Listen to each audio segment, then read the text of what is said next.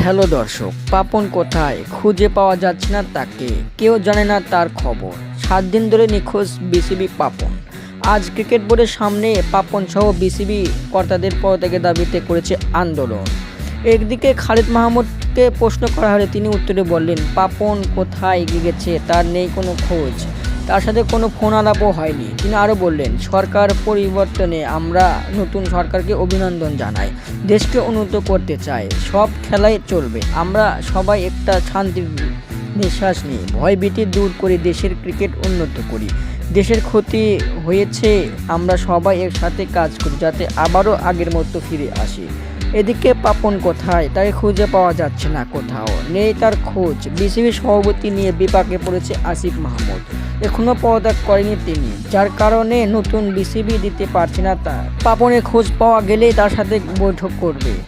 দর্শক, আদৌ কি পাপনের খোঁজ খবর পাওয়া যাবে কি যাবে না? আপনাদের মতামত কি কমেন্টের মাধ্যমে জানিয়ে দিন। ধন্যবাদ।